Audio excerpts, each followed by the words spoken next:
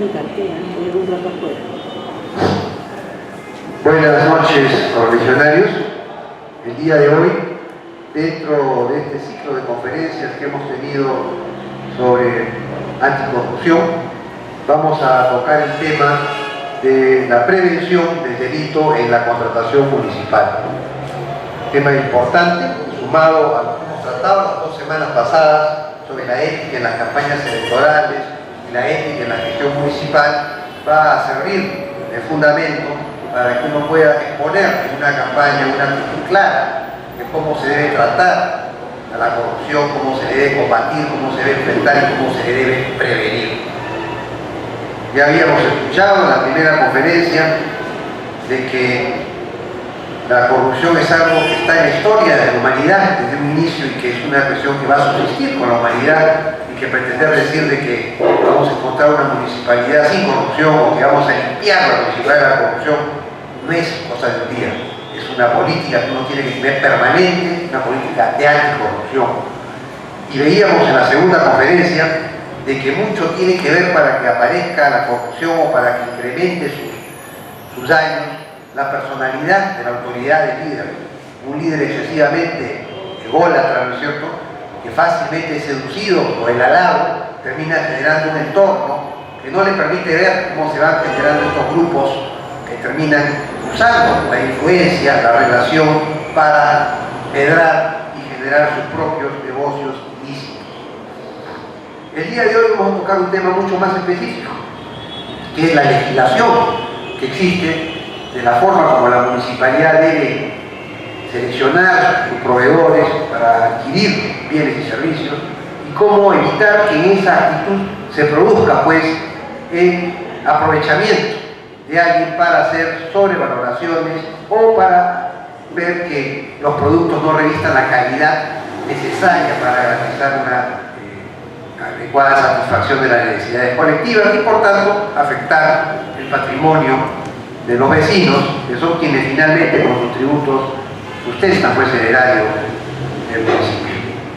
Dejo con ustedes aquí a nuestro director ejecutivo, Carlos Valenzuela, para que haga la presentación del expositor del día de hoy. Sí, buenas noches, correligionarios. Siguiendo con el ciclo de conferencias en este seminario anticorrupción, es muy grato presentar a un correligionario nuestro, especialista en este tema, contratación de instituciones del Estado. Ahora todos podemos apreciar en estos tiempos el gasto público está, como se dice, en el ojo de la tormenta. Creo que va a ser muy provechoso escucharlo. Él es abogado de profesión, tiene una maestría en democracia y buen gobierno por la Universidad de Salamanca, España, investigación en redes de políticas públicas. Es egresado de la Facultad de Derecho y Ciencia Política de la Universidad Nacional Mayor de San Marcos, consultor independiente en contrataciones del Estado y gestión pública, ponente en conferencias, seminarios y talleres sobre la normativa de contrataciones públicas y gestión administrativa.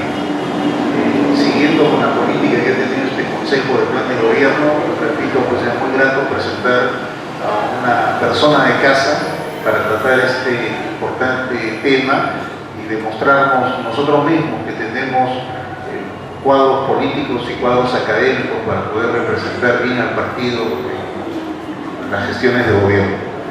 Sin mayores preámbulos, le cedo la palabra acá a nuestro presidente.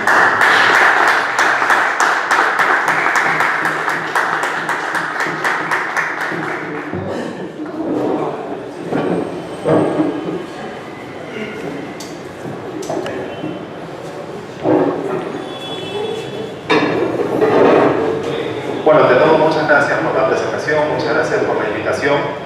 Realmente para mí es un gran honor estar delante de ustedes, correligionarios, igual que yo. No soy muy antiguo en el partido, recién me he inscrito el año pasado, también por los valores democráticos, de libertad, de defensa de los derechos y sobre todo con una política de corrupción, que son los temas que hemos estado viviendo, hablando en esta semana, ¿no?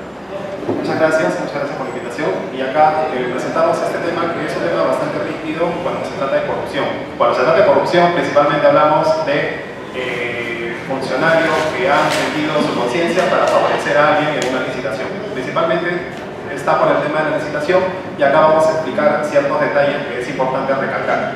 El objetivo de esta charla no es en estricto como una charla común y corriente sobre temas de contrataciones, donde vamos a explicar todos los procedimientos de contratación, no, sino sobre algunos aspectos relevantes. Iremos tocando los puntos necesarios como para decir dónde existe corrupción y dónde podrían existir maneras de cómo combatirla.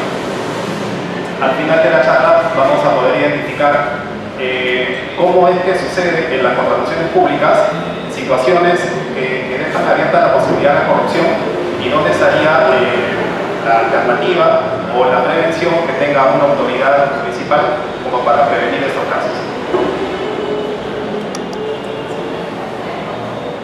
Empezamos diciendo que todos realizamos una contratación. Desde que uno se despierta hasta que va a dormir, realizas una contratación.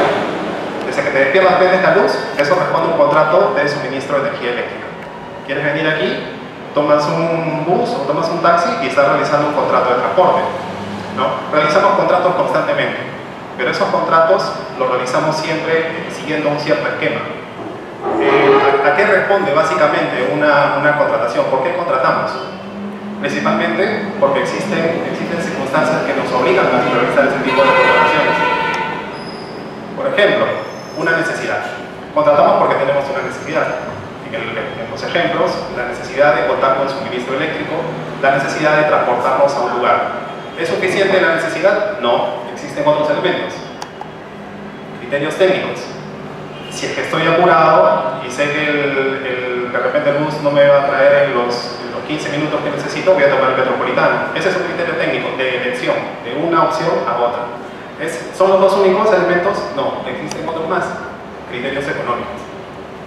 Si me alcanza para un taxi, podría pagar un taxi, de repente, ¿no? Ese es un criterio económico también que uno puede más o menos ir pensando cuando realiza sus contrataciones de forma paulatina.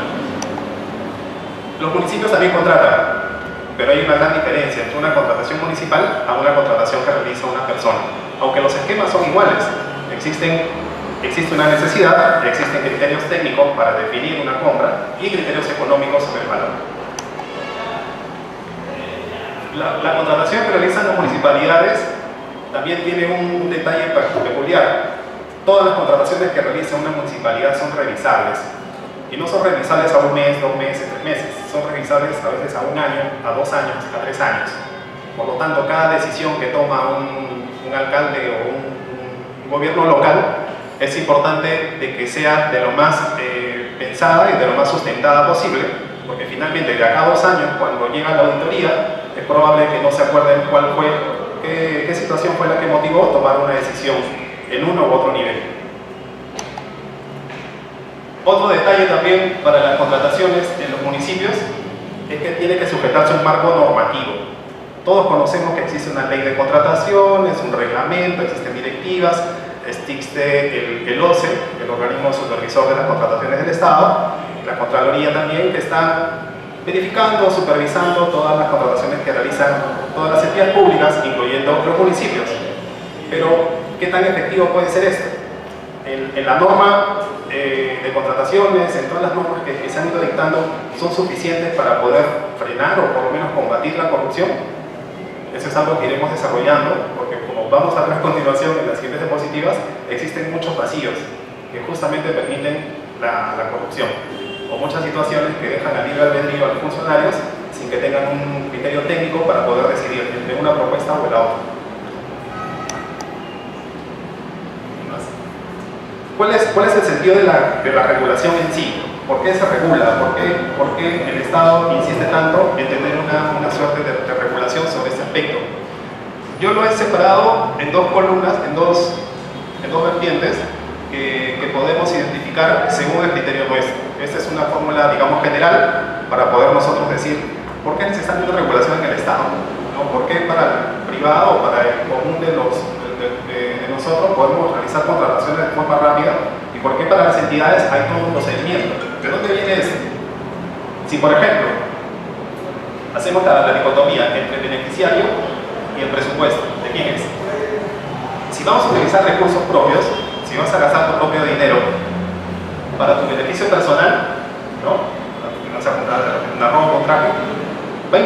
precio? Sí, ¿verdad? Va a importar el precio, porque tú lo vas a pagar los recursos. Dame una técnica ahí, por favor. Va a importar el precio. ¿Va a importar la calidad? Por supuesto, porque es para uno mismo, ¿verdad? Entonces va a importar la calidad. Ahora, cambia la situación si decimos, vas a gastar tus propios recursos, tu dinero, pero para el beneficio de un tercero. Y no estoy hablando de un regalo para tu hijo, para el hermano, para el papá, no, un tercero que ni siquiera uno conoce, ¿no? Si vas a gastar tu propio dinero para un tercero, ¿importa el precio? Por supuesto, porque el precio lo vamos a pagar nosotros. ¿Importa la calidad? Relativamente quizás no, porque no lo vamos a usar nosotros, ¿verdad? Lo vamos a usar otro. ¿Importa la calidad? Ahora, cambia la situación si decimos, vamos a gastar los recursos de un tercero, así como Nadine Heredia que gastaba con la tarjeta de crédito, ¿no? El dinero de otra persona, ¿no? Si vamos a gastar el dinero de otra persona para nuestro beneficio personal, ¿importa el precio? No, porque puedes pagar carísimo, ¿verdad? ¿Importa el precio? No importa el precio. ¿Importa la calidad? Efectivamente. Importa la calidad porque va a ser para el beneficio personal, ¿no? Ahora, pongamos la situación más extrema. Vas a gastar con tu propio dinero recursos con recursos de un tercero, plata de otra persona, para el beneficio de un tercero, para el beneficio de otra persona que ni siquiera conoces. ¿Importa el precio? No importa el precio. ¿Importa la calidad? Tampoco importa la calidad. En este cuadrante se encuentran las contrataciones del Estado, porque los funcionarios públicos gastan el dinero, un recurso que no son de ellos, para un beneficio que no son de ellos, es para un tercero, que es la ciudadanía, ¿verdad? En ese sentido, es necesario que existan ciertas normativas o ciertos alcances de parámetros de decisión de los funcionarios públicos, porque si no, como Estado, vamos a pagar un precio totalmente alto y con una calidad totalmente baja, porque el funcionario no le va a importar gastar el dinero de otro para el beneficio de otro. La ley de contrataciones del Estado ha sido modificada varias veces. Ha sido modificada también en función de los gobiernos de turno. Incluso antes se llamaba Consultode y en la época del segundo gobierno de Alan se cambió a OCE, Organismo Supervisor de las Contrataciones con el Estado. Las funciones vienen a ser exactamente las mismas. Se cambian siempre, pensando yo, desde mi punto de vista, se plantea el tema de un error, porque se buscan ciertos objetivos y se piensa de que con una nueva normativa o con una modificación de la norma se va a frenar la corrupción. Y no es así. Mientras una norma se modifique en mayor frecuencia, es más probable de que exista más corrupción, porque apelan al desconocimiento o a las nuevas situaciones. La ley de contrataciones y su reglamento, en general, tiene 4 objetivos que han sido identificados para esta conferencia. La primera es maximizar el valor del dinero, ¿no? ¿Quién me da más por el dinero? Ese es el primer objetivo que tiene la ley de contrataciones. El segundo es prevenir la corrupción, y ya iremos tocando también más adelante cómo es que se previene la corrupción con la normativa de contratación.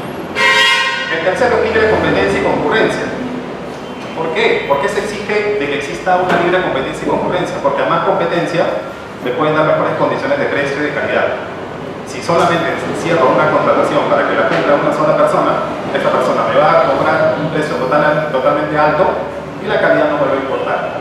Acuérdense siempre el cuadrito que vimos anteriormente, porque es un gasto para un tercero igual. Y una contratación eficiente. Ese es también uno de los objetivos que busca la ley de contrataciones, de que los funcionarios puedan tomar decisiones sobre una compra totalmente eficiente. ¿Qué cosas se podría entender con una compra eficiente? ¿Qué entendemos como una compra eficiente? Vamos a la siguiente.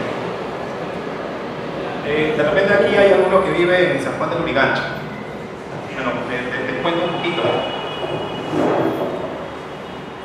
El alcalde Carlos Curvos, en esa oportunidad, me parece que fue el 2013, ¿no?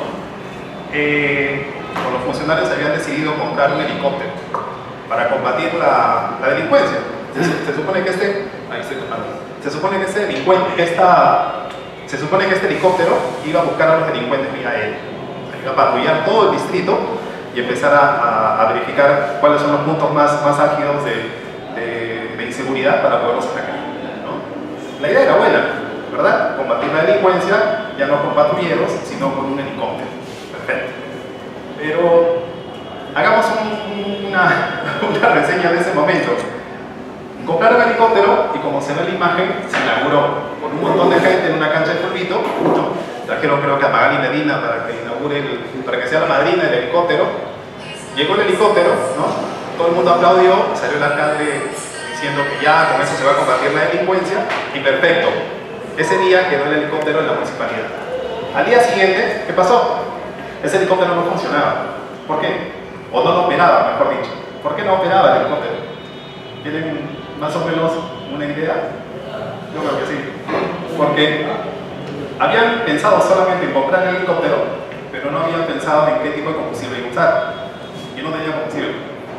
Y eso no lo puede maniobrar cualquier persona. Tampoco tenían piloto, ¿no? Tampoco tenían un helipuerto, porque eso no puede ser una cancha de fulbito, ¿no?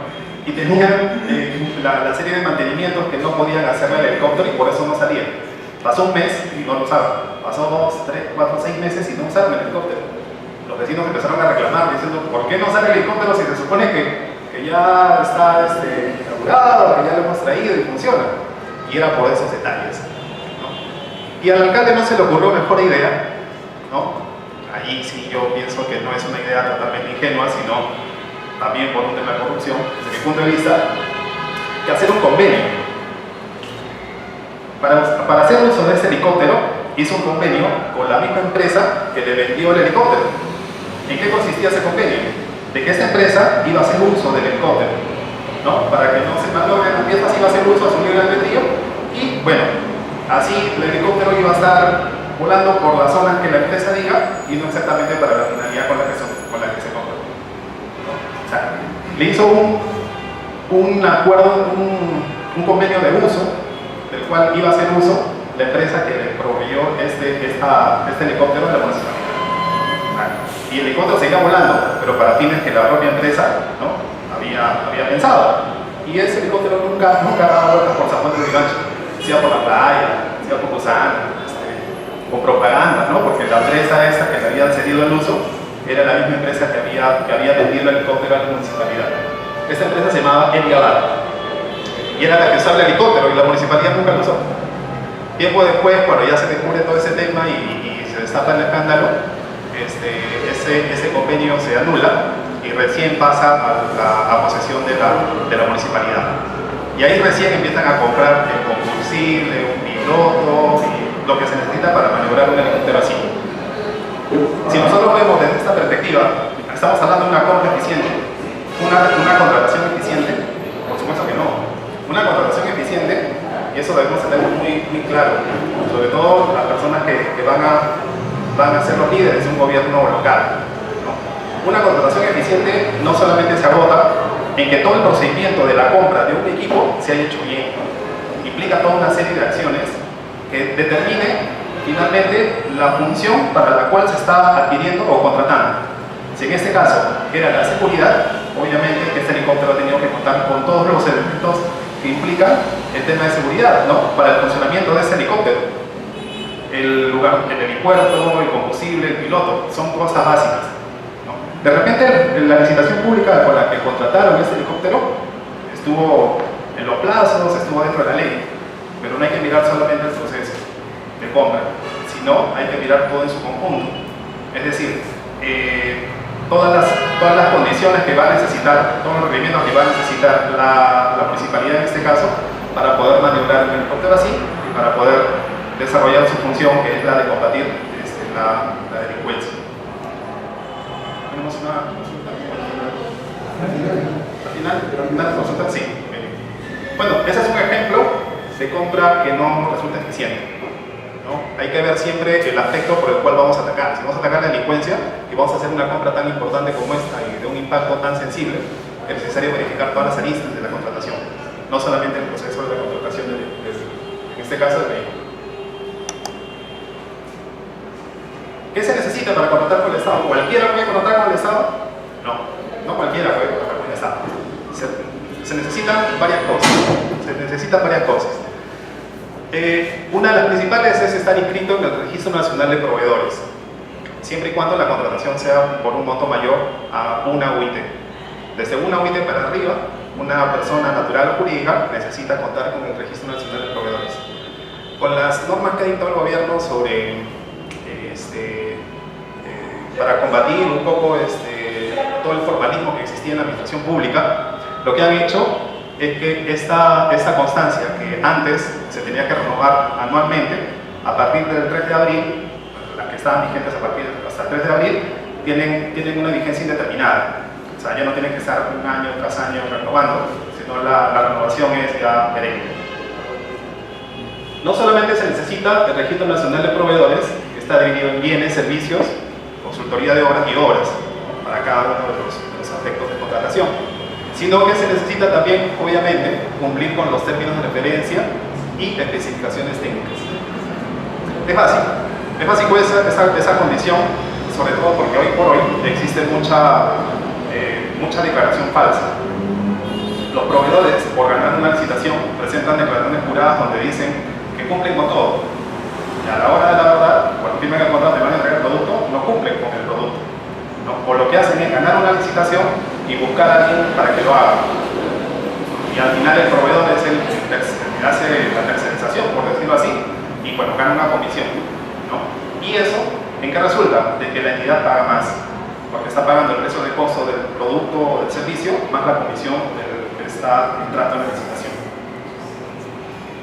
Y un tema principal es que no se encuentre impedido para contratar con el Estado.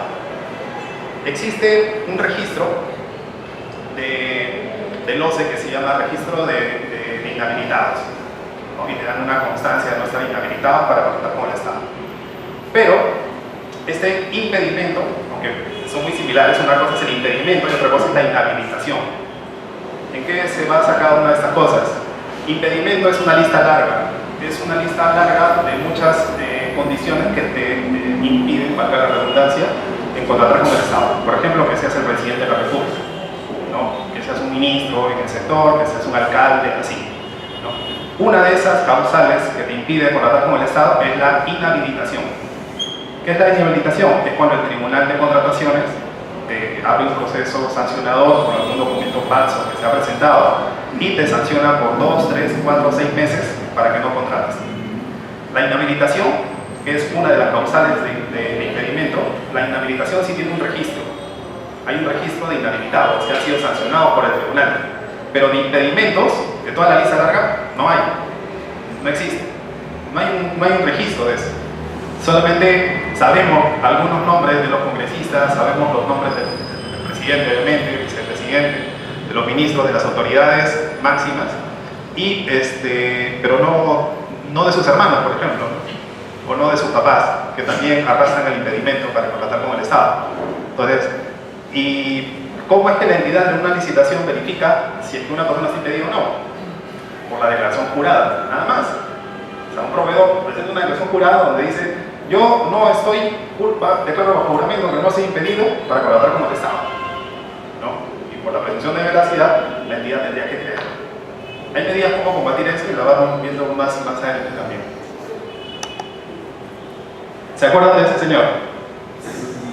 Julio Gagó. Julio Gagó, así es.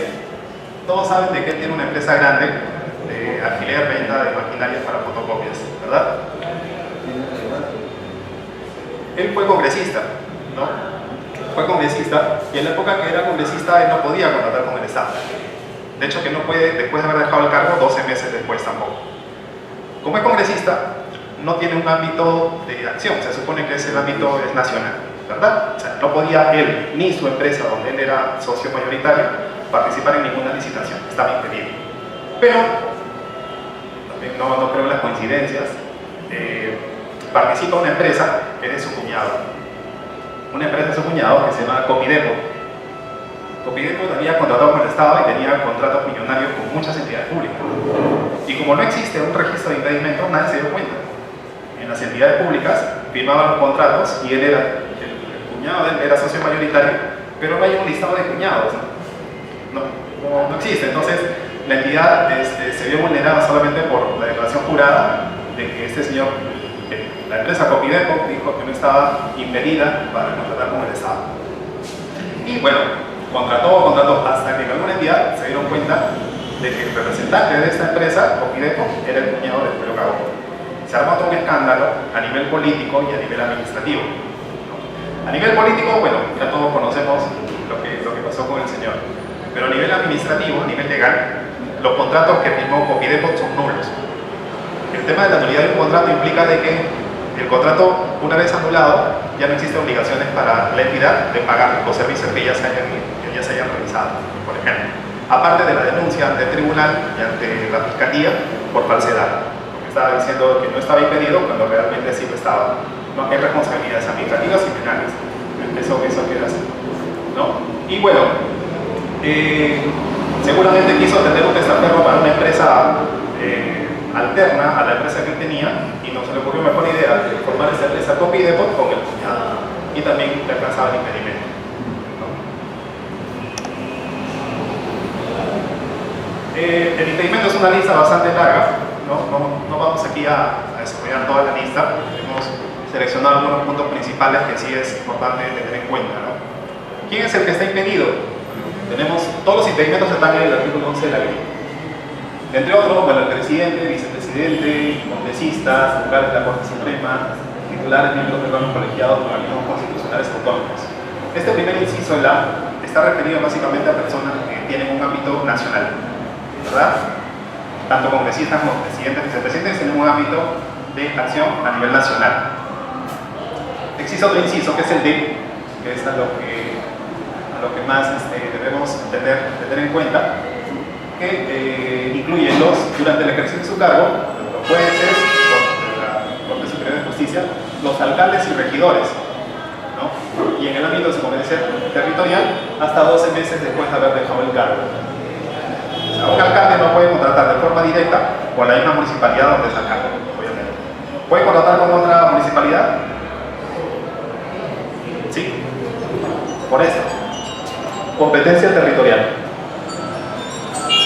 En el ámbito de su competencia territorial no puede contratar. Quiere decir que en el ámbito de competencia territorial de otra municipalidad sí podría.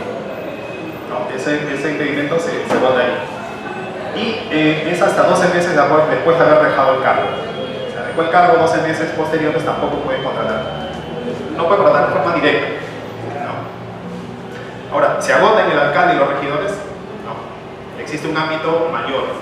Un ámbito mayor tanto de la persona, del alcalde, como de las empresas que pueda formar el alcalde, ¿no? Porque claro, pueden decir, forma una empresa y puede decir, no, contrató la empresa, no contraté yo, es una persona jurídica, es una persona natural, pero a esa empresa también le alcanza el impedimento, así como a los familiares. ¿A qué familiares? Perdón, antes de los familiares vamos a hablar de que no solamente a los alcaldes y regidores, sino también a algunos funcionarios dentro de la municipalidad que tengan algún poder de decisión o que tengan injerencia en la contratación, ¿no? O información privilegiada, ¿no? Tengamos una municipalidad, la municipalidad de Lima, ¿no? La municipalidad de Lima. De pronto hay una licitación para la compra de maquinaria pesada para el tema de mantenimiento de carretera. Hay un área que se encarga de toda la infraestructura de obras, ¿no? Hay otra área de logística, hay un área de administración, ¿no? Cuando hay una contratación dentro de la municipalidad, son esas áreas las que intervienen, ¿no? El área de maquinaria, que es la que hace el requerimiento, el área de logística, que procesa la contratación, y bueno, la alcaldía y los funcionarios que finalmente firman los contratos. Pero si existe un área de mantenimiento, no sé, el barrido de calles, ¿no? Tiene y que ni siquiera sea un jefe, sino que sea un trabajador de esa área. ¿Tiene injerencia en la contratación? No, no tiene injerencia. ¿Podría contratar con el Estado a esta persona? Aquí, en esta parte, básicamente, se restringe el impedimento para las personas que tengan algún poder de decisión dentro de la misma municipalidad.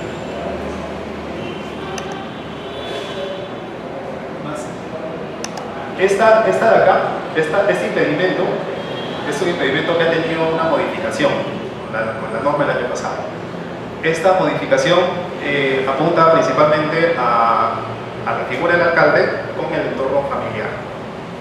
el entorno familiar para que estén impedidos de contratar con la misma municipalidad. Como podemos ver ahí, con la norma actual, el impedimento está en segundo grado de consanguinidad y afinidad. Antes no era así. Antes era cuarto grado de consanguinidad y segundo de afinidad, ¿no?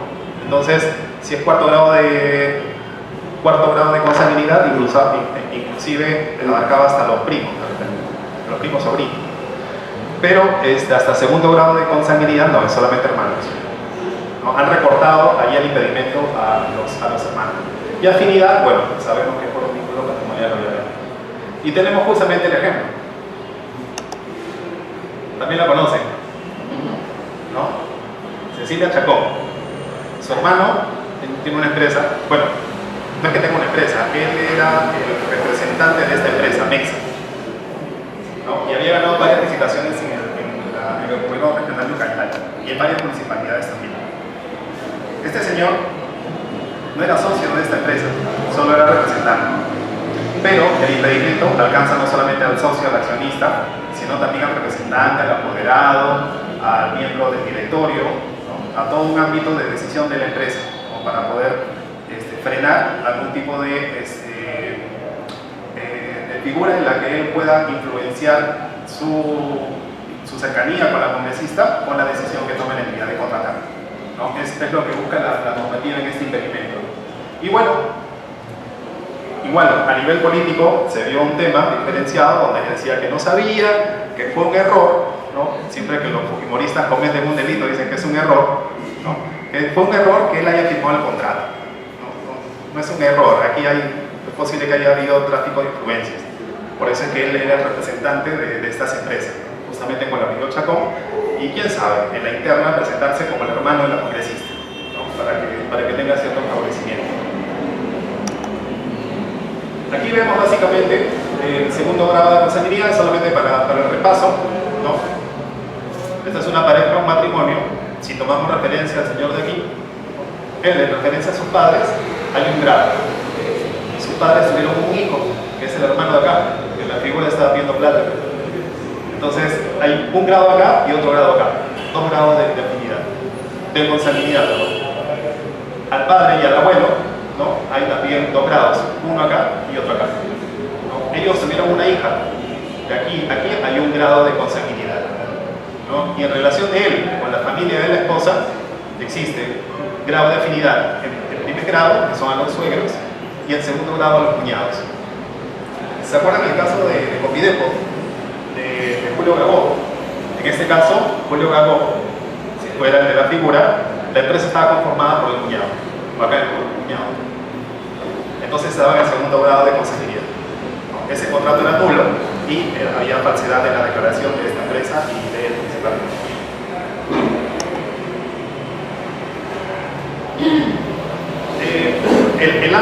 Del ámbito de impedimento para los alcaldes y funcionarios y todas las personas que hemos ido hablando, no se agota tampoco en el ámbito familiar, ¿no? Se extiende a las empresas que puedan formar, ¿no? Porque como habíamos visto, era para no echarle la culpa a una persona jurídica que tiene una personalidad distinta a la persona natural, ¿no? Entonces, la norma también ha señalado de que existe una vinculación de estas personas a las personas jurídicas donde estas personas hayan tenido una participación superior al 30% del capital social. Esta es una modificación también del año pasado. Antes era 5%. Tenía 7% en la empresa, el cuñado de Gabó tenía, por ejemplo, 7% y estaba dentro del impedimento. Con esta norma del 30% como mínimo ya no hubiera alcanzado el impedimento, por ejemplo. Pero ahora es 30%.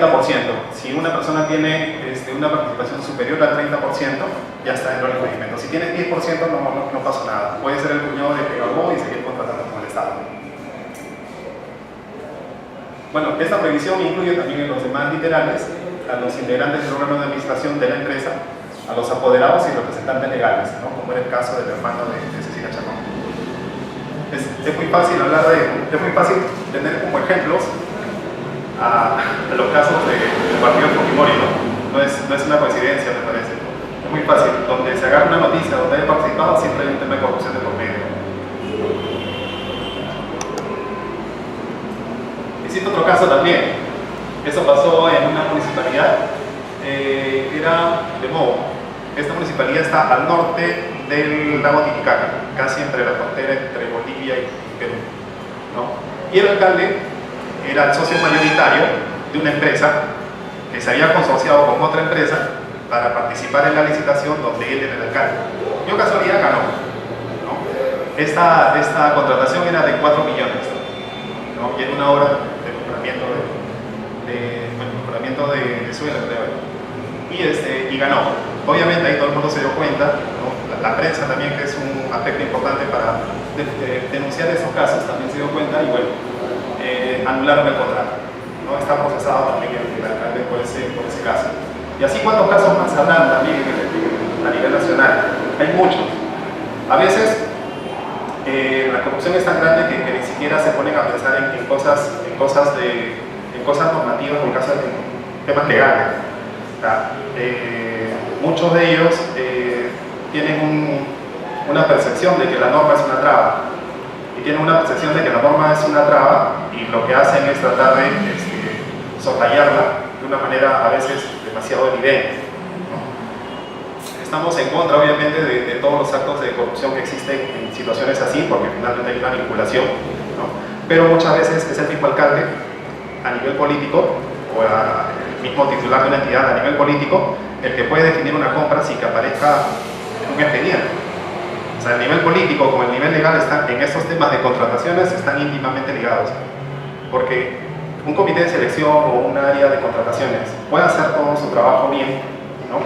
Pero por la decisión de un funcionario puede orientar su decisión a un resultado diferente, ¿no? Son situaciones que pasan. Entonces, es importante tener en cuenta dónde uno puede pisar para saber dónde denunciar, o qué tener en cuenta para poder saber en los casos de corrupción quién es el que está dentro de la responsabilidad penal y quién no. Este inciso también está en el catálogo de impedimentos, que es una novedad que tiene la normativa de contrataciones. En otras palabras, este inciso es por el caso de Odebrecht, principalmente, ¿no? Porque acá impide para contratar con el Estado a las personas naturales que hayan estado condenadas en el país o en el extranjero, ¿no? Y este impedimento también se extiende a las personas jurídicas, que estas personas naturales hayan sido condenadas y formen parte del accionariado, ¿no? También a sus representantes, obviamente, ¿no? Eso es básicamente por el tema de la corrupción tan grande que ha tenido el país, que somos testigos todos, y que finalmente el resultado ha sido un resultado normativo. Pero vamos otra vez a la actividad o a la acción que debe hacer un alcalde en este caso, o a la persona que lo acompaña, ¿no? Porque una empresa viene y presenta una propuesta y presenta una declaración jurada donde dice que no, yo no tengo ningún impedimento, y resulta que está condenado. No existe, digamos, un tema normativo de la ley de contrataciones que obligue a los alcaldes o a las autoridades para que puedan verificar esa acción, al menos no escrito, pero sí como práctica, porque siempre es importante conocer al proveedor que ha ganado la buena prueba, o a los que participan. No es una situación menor, no es una situación de que, bueno, es libre el mercado y ya está, no. En una licitación pueden participar empresas en el estudio de mercado, y otras tantas en el proceso en sí, presentando su propuesta, ganando una buena prueba. Es importante conocer a esos proveedores. Ganó una buena prueba una empresa y es necesario indagar quiénes son los accionistas. Es necesario hacer esa verificación a nivel institucional. Si esa práctica se puede normar de forma interna, sería lo más adecuado, ¿no? Porque no está escrito en ningún lado de que las autoridades de un gobierno local tengan que hacer esta actividad, pero lo tienen que hacer, es necesario y es muy importante para evitar casos como lo que hemos visto. Acá damos un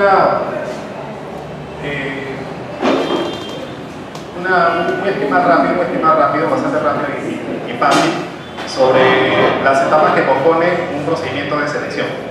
Un procedimiento de contratación en sí, en general, tiene la misma estructura. En todas las contrataciones existe la misma estructura. Existe una parte, que son la programación o actos preparatorios. Existe una segunda, que es la fase de selección, y existe una tercera, que es la ejecución contractual.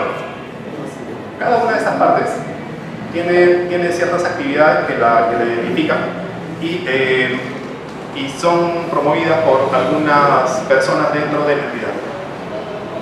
Por ejemplo, esta parte de programación o actos preparatorios. ¿Qué es lo resaltante de aquí? Aquí es como nace una contratación, como el requerimiento. Así como los ejemplos iniciales que habíamos visto cuando nace una necesidad, el requerimiento es porque existe una necesidad. Pongamos el ejemplo del helicóptero, ¿no? El área de seguridad ciudadana decía, bueno, necesitamos combatir la delincuencia y sí vemos viable la compra de un helicóptero. Necesidad, requerimiento, ¿no? Este requerimiento, esta necesidad, debe tener aspectos técnicos mínimos, ya sea como bien o como servicio, que eso también lo tiene que realizar el área usuaria. El área usuaria, en este caso, en este ejemplo, es el área, por decirlo, de seguridad ciudadana. Seguridad ciudadana de un municipio, hace el requerimiento de la compra. Estas especificaciones técnicas es, por decirlo de alguna manera, es una catalogación de condiciones mínimas que necesita. Vamos a poner el ejemplo del helicóptero para que sea más práctico que el helicóptero, ¿no? Son condiciones mínimas. Pero estas condiciones mínimas pueden estar vinculadas a una marca o pueden estar vinculadas a un proveedor. Y muchas veces eso no sabemos. O sea, todo se hace de una forma muy mecánica. Sale el requerimiento, pasa el requerimiento de logística y exigen a la logística a que haga el estudio de mercado, en el segundo paso. O sea, preguntar a los demás proveedores cuál es el precio referencial, ¿no? Para ellos identificar un precio del valor de la contratación. Pero no se dan cuenta que esos aspectos técnicos solamente lo podría cumplir una empresa. Entonces, desde que nace un requerimiento, eventualmente podría estar ya, en términos coloquiales, ya amarrada una contratación, ¿no? Y no nos damos cuenta. Y recién echamos la culpa al comité de selección, pero eso ya ese es un segundo paso, como vamos a ver. Entonces, en el requerimiento, con las condiciones técnicas mínimas, es tan importante, ¿no? Como el proceso en sí y el contrato en sí, porque ahí ya, desde el primer momento, puede estar ya gestada la conclusión. Después, hay un segundo elemento, que es el estudio de mercado. Ese estudio de mercado lo realiza el área de logística, ¿no? Es decir, se puede valer de cotizaciones, se puede valer de precios históricos, ¿no? Antiguas contrataciones que haya hecho la municipalidad para determinar un valor de mercado. Eso es lo que se busca, ¿no? Pero también hay otra mala práctica, también miras de la corrupción. ¿Cuál es esa mala práctica? Está el requerimiento de comprar un celular, pasa a logística, y logística lo que tiene que hacer es preguntarle a los proveedores de celulares, obviamente, ¿no? ¿A quién le pregunta? A una empresa que se supone es la favorita para ganar. Le pregunta a esa empresa y esa empresa presenta un valor bastante alto. Y para, por decirlo de alguna manera, rellenar el estudio de mercado, le pregunta a otras tres empresas que se encargan básicamente de impresión de folletos o de trabajos de carpintería. Empresas que no tienen absolutamente nada que ver con la contratación, pero las ponen en el estudio de mercado para que digan que hay pluralidad de proveedores, ¿no? Solamente para tratar de cumplir con la norma. Entonces es importante de que ya sea el alcalde o los funcionarios tengan que verificar esta situación, porque en cualquier expediente de contratación puede saltar una empresa que ganó y las empresas que participaron en el estudio de mercado eran empresas que no se dedicaban al rubro. ¿Y eso qué genera? Sobrecostos, ¿no? El direccionamiento de una compra a un determinado proveedor. Y esas son situaciones que incluso reclamando ni siquiera son atendidas. No son atendidas, eso es lo más grave. Y eso lo vamos a explicar también por qué no son atendidas, ¿no? Entonces ya vemos la importancia de los requerimientos técnicos mínimos y del estudio de mercado también. Insisto, creo que es importante de que los gobiernos locales, las propias municipalidades puedan tener un documento normativo interno que prevenga esta situación, ¿no? En la que obliga a los funcionarios públicos que en el estudio de mercado verifiquen que los proveedores a los que se les pide cotización sean exactamente del rubro de la contratación. Porque si no lo ponen como obligación en ningún lado, pueden solicitar una cotización a una empresa como el ejemplo, ¿no? De carpintería cuando yo quiero comprar celulares, ¿no? Es totalmente ilógico. Es importante que exista una autorregulación. Eso creo que es el mensaje. Bueno, luego del estudio de mercado se determina el valor referencial. En esta instancia ya prácticamente hemos pasado puntos muy importantes de direccionamiento de una contratación, y hasta ahí no nos hemos dado cuenta. Luego el valor referencial referencial y de que contemos con los presupuestos. Creo que las consultas son al final. Al final las consultas. Vamos anotándolas si no para después hacer la consulta. Una vez que ya está el valor referencial, se determina qué tipo de procedimiento se va a llevar a cabo. Existe el concurso público, la licitación pública, la adjudicación simplificada. Existe un marco en el que no existe proceso, es una contratación directa. Este marco es desde 0 hasta 8 UITs. Son contrataciones donde no hay un procedimiento regular. La entidad puede contratarlos de una manera libre, totalmente libre. ¿Cómo hacen las entidades en la práctica? Piden 2 cotizaciones y al precio menor ganan, ¿no? Y eso también se presta para cierta corrupción a nivel interno, ¿no? Porque esas contrataciones hasta 8 ITs no se publican. Las órdenes se publican pero ya después de haberse contratado, pero el procedimiento no. El procedimiento es interno. Entonces, si yo quiero contratar a mi amigo, ¿no? Le digo que él me presente su cotización por un valor, son 8 ITs, son $32.400, no es poca cosa.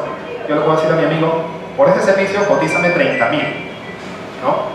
30.000, pero tú dile a tu primo que también me cotice por 40.000, cosa que así tú ganas 30.000, más barato que 40, ¿no? Así funciona una contratación menor 8 ITs en las entidades, ¿no? Entonces obviamente esta persona gana con 30.000 soles, cuando en realidad si hacemos un estudio sesudo de este requerimiento, quizás podemos encontrar el mismo servicio a menor precio. Y esos servicios pueden ser bienes también, ¿no? Así que es necesario, igual, en esa instancia también una autorregulación, porque la norma de contrataciones no entra en ese ámbito. La norma de contrataciones solo te dice de que está excluida de la ley. Está excluida de la ley desde 0 hasta 8 ITs. Y te dice de que, o señala, mejor dicho, de que están bajo supervisión del OCE aquellas que van desde una UIT hasta 8. Esa supervisión es entre comillas. Entre comillas porque actualmente el OCE no tiene ni siquiera la capacidad técnica, mejor dicho, de cantidad de personas como para hacer fiscalización en los procesos grandes. Entonces mucho menos se va a meter en los procesos que son pequeños. Con la cantidad de procesos que hay a nivel nacional no lo hace, o no lo hace, mejor dicho. En la etapa de selección ya existen bases y recién con la elaboración de las bases existe una comisión, antes se llamaba comité especial, ahora se llama comité de selección, que se encarga de llevar a cabo el proceso. Esta parte de la selección es casi en automático. El comité hasta ese momento no es responsable, como hemos visto, del requerimiento, del estudio del mercado, no. Él recibe ya aquí el expediente y sobre el expediente hace sus bases y lleva a cabo el proceso. Lleva a cabo el proceso y bueno, dentro del proceso hay consultas, hay observaciones, pueden haber apelaciones y todo lo demás. Y el comité de selección lleva a cabo hasta que se elija un proveedor. Se gana la buena pro y luego de eso, con el ganador de la buena pro se firma el contrato. Y con la firma del contrato ya empieza la ejecución contractual. En esta parte de la ejecución contractual también tienen sus bemoles, porque primero contrato con una empresa por un valor de 100.000, pero después, dentro de la ejecución del servicio, resulta que sale una necesidad nueva, entre comillas necesidad nueva, como si no pudo haberse previsto, ¿no? Y esa necesidad nueva da la generación de una adenda. La adenda es un término común que se usa cuando tienen que ponerle más hojas al contrato, de una forma muy rápida. ¿Y cuál es el contenido de esas adendas? Pueden ser prestaciones adicionales. Es decir, yo soy obligado como empresa a pintar todo ese ambiente. Ese es mi entregable, un solo ambiente. Pero de pronto construyo otro ambiente más pequeño, una gaveta. Entonces surge una necesidad nueva dentro de la ejecución del contrato y necesito realizar más prestaciones, ¿no? Dentro de la misma ejecución, porque la finalidad es pintar todo, ¿no? Ese es un adicional. Una reducción de prestaciones es cuando, en el sentido contrario al adicional, básicamente, ¿no? Que de pronto tenía que pintar todas las paredes, de pronto esta pared ya no, porque pusieron un andamio, ¿no? Entonces se tiene que cortar el contrato hasta cierto nivel, porque ya no son todas las prestaciones las que voy a ejecutar. Tanto el adicional como la reducción implica una adenda, porque como ya tienes un contrato por el precio total, se te tiene que reducir el monto, ¿no? Y también hay ampliaciones de plazo. De pronto el proveedor no puede cumplir en el plazo, tiene justificación de por qué no puede cumplir con el plazo y presenta la justificación a la entidad. La entidad está en la potestad de aceptar o no aceptar la ampliación. Si no acepta la ampliación, el proveedor ya entra en mora y la mora se tiene que resarcir la entidad a través de una reducción de pago, ¿no? Si procede la ampliación de plazo, firman una adenda los dos. Entonces, hablar de adenda es un término bastante general, bastante genérico, que el contenido es el adicional, la reducción de prestaciones, las ampliaciones de plazo o las modificaciones dentro del contrato. También son válidas las modificaciones. Otra cosa que tenemos que tener en cuenta en este aspecto es la conformidad, porque las entidades públicas, la conformidad la firma el área usuaria, o sea, el área que hizo el requerimiento. Pero resulta que ganó el compadre, pues, ganó el amigo. Entonces, al momento de hacer la conformidad, va a ser realmente acucioso para hacer una conformidad que esté total, a la altura del servicio que se pidió. No, porque más le va a interesar la comisión, ¿no? Más le va a interesar de que el documento esté firmado antes de decir que el contrato está totalmente conforme, ¿no? Eso sucede. Y cuando se firma una conformidad, cuando el contrato no está totalmente evidenciado, y eso llega a manos de auditoría, los funcionarios por lo general llegan a un proceso penal, ¿no? Porque hay al parecer una confusión, ¿no? Una colusión, donde se ha hecho ganar una buena prueba a un proveedor, haciéndolo pasar por agua tibia, y el cual no cumplió con todas las actividades para las cuales se había contratado, y sin embargo la entidad dijo que sí, ¿no? Es importante también. Y arbitraje, que también hay un punto especial que lo vamos a tocar en la última diapositiva. Ya todos conocemos el OCE, y a pesar de que la ley de contrataciones, el reglamento, está definido cuáles son sus funciones, qué es lo que tiene que hacer, está escrito, obviamente, ¿no? La contratación de 8IT, la atención de denuncias, pronunciamientos, apelación. Pero de la letra a la práctica, ¿cuántas cosas suceden? Muchas. Para empezar, estas contrataciones menores a 8IT, que se supone que tiene la obligación de fiscalizar, ¿se fiscalizan en la actualidad? No se fiscalizan. Eso lo hace cada entidad. Cada entidad realiza su contratación menor a 8IT, se contrata, se paga y acabó. Eso sí, las entidades tienen que publicar las órdenes de compra y de servicio mensualmente en un portal, ¿no? Pero nadie verifica de que las empresas que dieron cotización, ¿no?, eran las empresas del rubro, así como el ejemplo del celular, ¿no? Y eso se queda ahí. Entonces es importante que la autoridad del municipio, ya sabiendo cómo funcionan estas cosas en la práctica, que exista igual una regulación donde se prevenga situaciones de esa naturaleza, ¿no? Otra cosa, la atención de denuncias por transgresiones a la normativa. Cuando un postor o un participante que esté interesado en una licitación ve que la licitación está evidentemente dirigida a un proveedor, a una marca en específico, él tiene toda la potestad de reclamar y tiene todas las herramientas para hacer el reclamo. Dentro del proceso, el reclamo está como observación, o como consulta, o elevación de bases al OCE para que emita un pronunciamiento. Eso lo puede hacer. Pero muchas veces el OCE en el pronunciamiento, imagínense que un proveedor diga, estoy elevando las bases de este proceso al OCE porque hay evidentemente un direccionamiento. No hay pluralidad de proveedores, está dirigido a uno solo. ¿Qué es lo que hace el OCE? El OCE, para sacar su pronunciamiento, le pregunta a la entidad: entidad, los proveedores se están quejando de que existe un favorecimiento a una empresa y no hay pluralidad de proveedores. La entidad le responde: eso es mentira, porque yo he pedido cotizaciones a 2 empresas y las 2 me han dicho que sí cumplen. Y él no sé qué dice: ah, ya, ok, no hay direccionamiento. Pero lo que no dice la entidad es de que una cotización es de la empresa que sí se dedica al rubro, ¿no? En el caso de la compra de celulares, una empresa que vende celulares, y la otra cotización es de una empresa de fotocopias. Eso no dice la entidad. Y eso verifica el OCE tampoco. Entonces, está mal usado el término, pero bueno, en estas situaciones existe. Es el tema este de que echa la ley, echa la trampa. Las entidades públicas saben que funciona así. Y como el OCE se cree nada más el tema de que existe una declaración jurada de la entidad donde dice que sí hay pluralidad de proveedores, ya no indaga más allá, ¿no? Le echa toda la responsabilidad a la entidad. Y la entidad, bueno, como nadie más le dice nada y el procedimiento se agotó ahí, continúa con la contratación y, oh casualidad, gana la empresa que habían dicho que estaba direccionada. Es un riesgo bien grande y es como está funcionando ahorita. Y son situaciones que deberían pararse. Porque, desde mi punto de vista, la función del OCE no se debería agotar con el pronunciamiento que emite sobre las bases. Sobre las bases puede emitir un pronunciamiento diciendo, bueno, la entidad me ha dicho esto, pero que me lo demuestre. Hay pluralidad de proveedores, pero ¿de qué proveedores?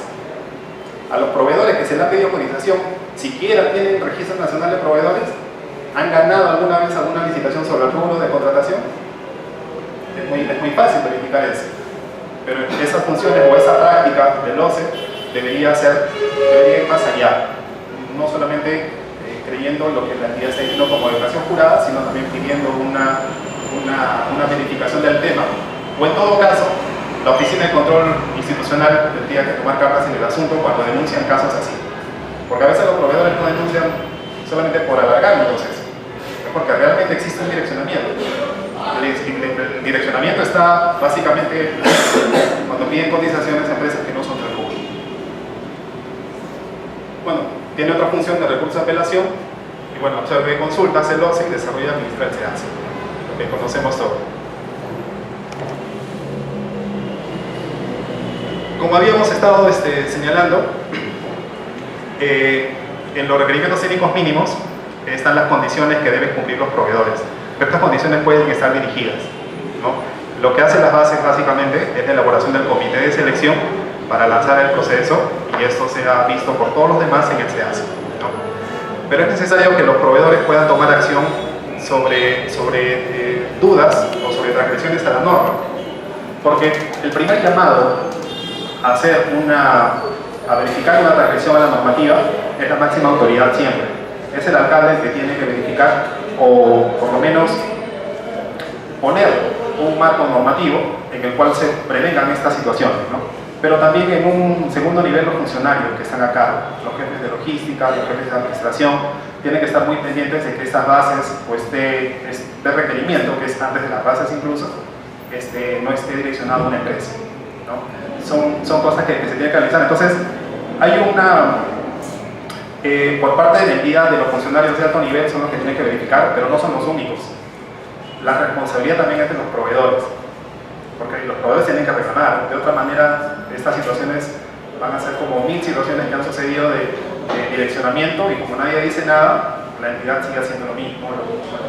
Es necesario reclamar. Es como esta situación y bueno, un poco amena también.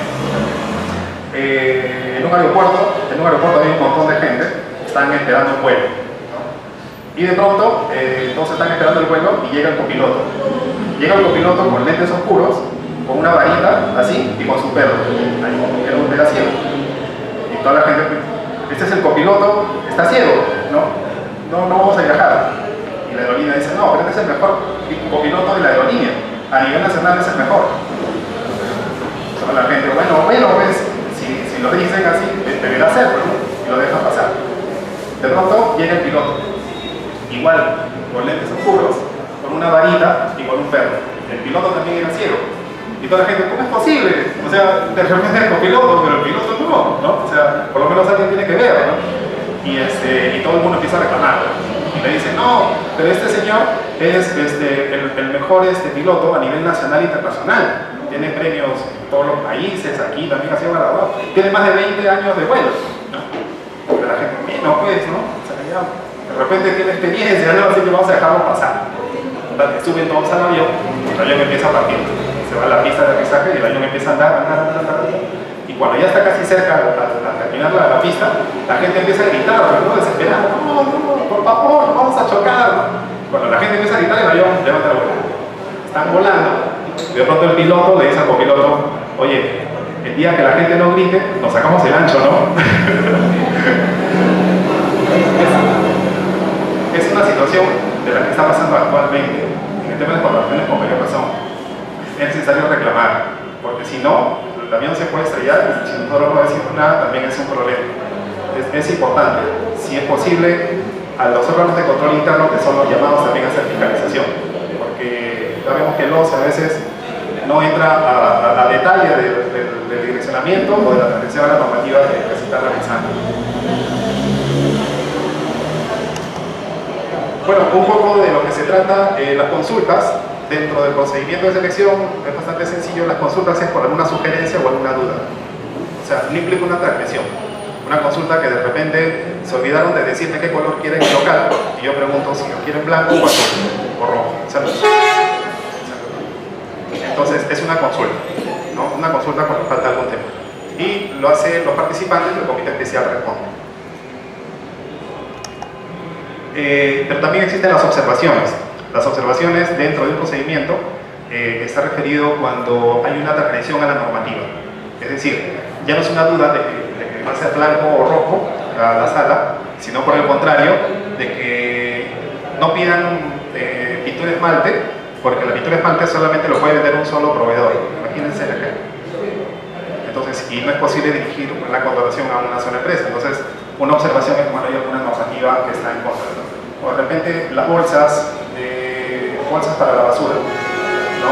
Hay normativas de regulación donde dicen que esas bolsas tienen que preferir que sean biodegradables, ¿no? Y las bolsas que están pidiendo no son biodegradables, entonces está vulnerando una norma. Esa es una observación que realizan los participantes como una manera de control dentro del procedimiento de selección.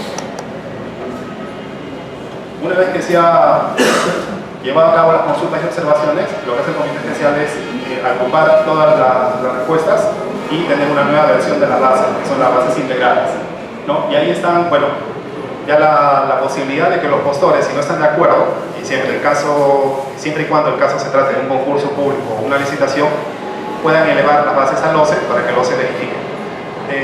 Pero cuando hay un concurso, cuando hay una licitación, cuando los montos son mayores a 400.000 soles. Si es una contratación menor a 400.000 soles, es una adjudicación simplificada. Y en las adjudicaciones simplificadas, si hay una transgresión y yo hice mi observación y no me hicieron caso, en la simplificada, ¿yo puedo recurrir al OCE? No puedo. Ese es un cambio normativo también, supuestamente para agilizar las contrataciones. Pero lo que están haciendo un poco, o lo que está pasando es que la entidad, como ya sabe de que el OCE no va a decir nada, entonces, bueno, absorbe las observaciones también, favoreciendo a la empresa que ya se había apartado inicialmente y continúa con el proceso hasta la buena pro y el contrato, ¿no? Aquí no pasa nada.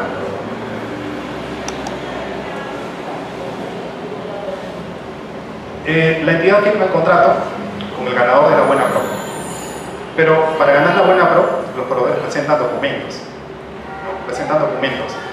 Y en la presentación de documentos existe toda una situación irregular que está pasando en muchas entidades públicas, que es los documentos falsos, las declaraciones falsas. Presentan, por ejemplo, hay anexos que son básicos en todas bases, ¿no? Tus datos, que tú presentas una declaración jurada que cumple con todo, que no tiene ningún impedimento, ¿no? Plazo de entrega, cosas así, ¿no? Pero la entidad, o el comité especial, tiene la potestad de poner alguna otra verificación, alguna otra certificación en la cual se puede verificar algún cumplimiento de los términos de referencia. No basta la declaración jurada, la entidad tiene esa potestad de decir, bueno, preséntate algún otro documento que certifique tal condición. Lo puede hacer. A veces no lo hacen, a veces por desconocimiento, y lo ponen tal cual. Pero cuando lo hacen, o piden experiencia por el valor de la contratación. Y ahí sucede un tema bien preocupante, porque la experiencia que te piden es un contrato con su conformidad, ¿no? Sucede, y está sucediendo, de que existe, por ejemplo, un proveedor, para poner el caso de celulares, proceso de celulares por un valor de 100.000 soles, y la experiencia que pide la entidad también es por 100.000 soles. Entonces, yo que saco fotocopias, mi empresa de fotocopias, quiero entrar a esa licitación porque tengo un vecino que vende celulares y yo le puedo comprar a él y vender, pero no tengo experiencia. Entonces, ¿qué es lo que están haciendo los proveedores? Agarran un contrato que nunca se hizo y lo firmo con mi vecino o con mi compadre. Y le digo, oye, firma acá diciendo de que yo te vendí celulares por un valor de 100.000. No, firma nomás. Oye, no me van a chequear. No, nadie chequea. Pero firman el contrato y firman la conformidad. Y ese documento, que es un documento totalmente inválido, que es un documento fabricado, lo presentan al proceso de selección. ¿No? Lo presentan al proceso de selección. Dentro de la ley de procedimiento administrativo general existe una figura que se llama la fiscalización posterior. ¿Qué cosa quiere decir esto? Que la entidad pueda verificar la validez de los documentos que se presentan en un procedimiento administrativo. Pero ¿en qué consiste? O sea, la reglamentación en la práctica, ¿en qué consiste? La fiscalización posterior no es otra cosa que la consulta que hace la entidad a mi compadre. Le dice, ¿tú firmaste este contrato? ¿Es tuya esta firma? Obviamente, mi compadre va a decir, sí, es mi firma. ¿Qué dice la entidad de su fiscalización? Ah, ya, perfecto, se acabó la fiscalización. Eso es un nicho de mucha corrupción, es lo que está pasando ahora. La prevención de la corrupción a ese nivel ya es mucho más compleja que una normativa interna de la entidad. ¿De qué dependería? Yo planteo una idea de que la entidad pueda verificar más detalles sobre esa transacción. Porque la entidad, la fiscalización que hace, lo único que verifica es que la contraparte firmó el contrato, nada más. Pero sería importante que la entidad pueda chequear el impuesto que se pagó de esa transacción. ¿Lo puede hacer? Ahora no. Preguntan a la SUNAT para ver si hubo un pago de impuesto de esa transacción y la SUNAT nunca responde. De repente sí sería importante que las leyes se modifiquen para que el titular de la entidad, como responsable de la fiscalización y prevención de la corrupción, pueda tenga más facultades para realizar fiscalización posterior. Una facultad más amplia, como para pedir los impuestos, el detalle de los impuestos que se han generado de una transacción. Solamente así se podría verificar si esa transacción es válida o no. Si le pregunta solamente a la otra persona que firmó, le va a decir que sí. Le va a decir que sí. Algunas veces incluso los proveedores son tan avesados que ni siquiera le dicen a la otra parte que van a firmar y presentan el documento así. Cuando la entidad le pregunta a la contraparte le dice que no es su firma. Y todos esos procesos están en sanción. El tribunal lo sanciona porque es un documento falso. Y obviamente no se queda en sanción si no pasa en fiscalía porque hay un delito de falsedad en ese caso. Entonces, es una situación para una entidad bastante compleja el tener que hacer una fiscalización buena, una fiscalización que tenga un resultado poco. Lo único que hace es verificar la veracidad de las firmas. Y eso, para hacer fiscalización, la verdad que dista mucho a lo que se pretende prevenir. Y bueno, se firma el contrato, ¿no? El contrato está integrado por los documentos de la propuesta, por el documento que se firma y también por las bases integrales. Esos tres elementos conforman el contrato con el Estado, ¿no? Hay situaciones incluso donde un proveedor realiza un servicio sin contrato, no tiene contrato y de pronto empieza a realizar el servicio o continúa realizándolo. Tiene el servicio de limpieza por un año, pasó el año, no hay adendas, no hay un nuevo contrato, sino que sigue prestando el servicio. Esas situaciones existen mucho. ¿Y qué pasaría si existiera una situación de esa naturaleza? Hemos tenido casos ya, en este caso la Municipalidad de Lima. Sucede que era un contrato para recolectar los residuos, ¿no? Pero ese contrato nunca se hizo. Entre comillas, se olvidaron de hacer el contrato. No es que se hayan olvidado, de repente ha habido arreglos de por medio, ¿no? De los cuales han exigido a la empresa que cumpla con el servicio para no tener un desabastecimiento de esta naturaleza y no han hecho el procedimiento regular, no han hecho el contrato y lo han dejado así. Administrativamente, dentro de las entidades, cuando sucede una situación así, lo que hacen las entidades públicas es aprobar un reconocimiento de deuda. Un reconocimiento de deuda es un documento o una resolución, no está parametrado, pero las entidades lo que hacen es sacar una resolución donde están reconociendo que el servicio se hizo. El servicio se hizo y por lo tanto se necesita pagar. Pero esa es una trampa muy grande y también es otro nicho de corrupción. Porque si el servicio ya se hizo, si todo ya está hecho, se supone, ¿cómo sabes tú cuál es el valor real de lo que realmente se ejecutó? No lo vas a saber nunca. Entonces, ¿qué es lo que pasa? Que el proveedor, en este caso, como sabe que le van a sacar su resolución de reconocimiento de deuda, ¿no? Y puede conversar con la persona que va a sacar el reconocimiento de deuda, es muy fácil. Tendría que ir y decirle, mira, te toca a ti tanto, sácame el reconocimiento de deuda y finalmente el precio que le estoy cobrando es un precio bastante mayor a lo que realmente cuesta ese servicio, ¿no? Ese es el problema que pasa de una contratación o de un servicio que se desarrolla sin contrato, sin proceso. No es solamente una falta administrativa. Desde mi punto de vista, incluso hay vistos ahí de corrupción. Siendo autoridades locales, es muy importante que verifiquen esos temas, porque seguramente va a pasar, como existan situaciones que un servicio se hizo, y de pronto las áreas encargadas, involucradas, están pidiendo que se le reconozca la deuda porque el servicio se hizo, y de pronto el proveedor hizo el stand, o hizo todo lo que habíamos pedido, pero no hicimos contrato por el apuro. Es una situación muy peligrosa. Así que, preferible, desde mi punto de vista, es no suscribir ningún reconocimiento de deuda. Si el proveedor quiere ese cobro, que vaya a un proceso judicial. ¿No? De otra manera no, porque ya sea por un tema de agenda o por cosas mucho más importantes, el alcalde está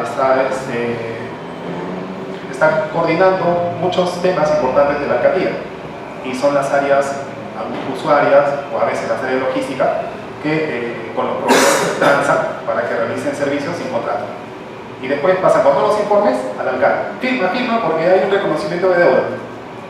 Situaciones así no deberían permitirse, porque detrás de eso puede existir sobrevaloración.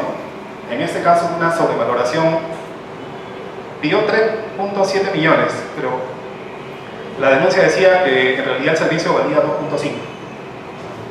¿Cuánto dinero hay de más? Mucho. Entonces es importante que se tome en cuenta de que estas figuras pueden pasar, y la mejor prevención es no aceptar los reconocimientos de deuda, salvo que sea totalmente verificable. Si es totalmente verificable y el precio, se hizo una indagación que está dentro del precio del mercado, podría ser, pero lo mejor es no aceptar una situación de esta naturaleza. La subcontratación es una facultad de los proveedores que está dentro del marco normativo, pero nuevamente está en el marco normativo y en la práctica funciona y nadie se da cuenta tampoco. Yo no sé si no se dan cuenta porque hay algo de por medio o son simplemente desconocimiento, ¿no? ¿Qué implica la subcontratación? Si yo he sido seleccionado y he contratado para pintar esto, se supone que yo, con las personas que he propuesto, tenemos que venir a pintar. Pero de pronto yo vendo celulares, pues yo no me dedico a esto. Entonces lo que hago es decirle a la empresa del vecino que venga él a pintar. ¿La entidad verifica eso? No hacen una verificación. Total, entra gente para pintar y ya está. Pero es importante que esta figura se tome muy en cuenta, porque al final es lo que pasa en lo común y nadie se da cuenta y nadie se percata. ¿Y cuál es el resultado? De que el servicio está mal hecho, ¿no? Porque no son especialistas, o yo no me hago responsable porque yo gané el contrato y debería ser el responsable. Pero bueno, lo hizo el otro, así que yo ya me la cobro después. Así que la subcontratación existe en la figura normativa, de que si yo no lo puedo hacer, lo puedo ceder, pero no del todo. Existe hasta un 40% para subcontratar, siempre y cuando tenga autorización de la entidad. Eso es lo formal, ¿no? Informalmente sucede, y es necesario que la entidad pueda tener elementos de investigación, de verificación de que el personal que está yendo es el personal que se propuso en la oferta, ¿no? Es muy importante eso. Los adicionales y reducciones, como ahí habíamos ya visto, para temas de bienes y servicios, la norma establece de que no puede haber un adicional o reducción más allá del 25% del monto del contrato, ¿no? Pero a veces los adicionales no siempre representan el monto que dicen representar, ¿no? Y vamos a lo mismo, a la falta de competencia ya dentro de la ejecución contractual. Si tú firmaste el contrato con un proveedor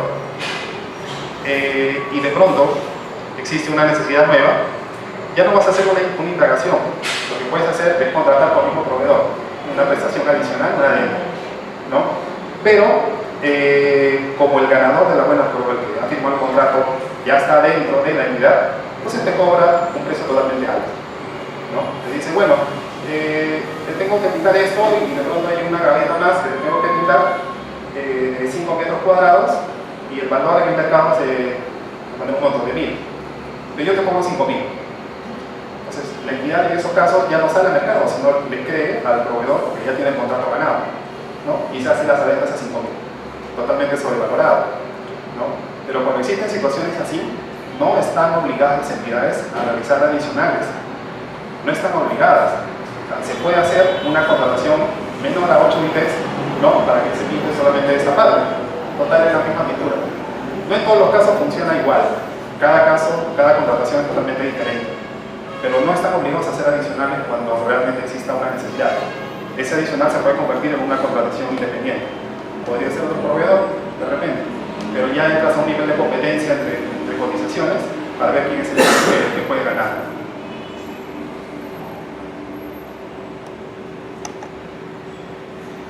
Existe también lo que se llama ampliación de plazo. Los proveedores tienen que entregar el producto o realizar el servicio en un determinado plazo, por ejemplo 30 días. Si dentro del día 30 no está, lo entrega el día 31, por más que sea un solo día, ya existe penalidad.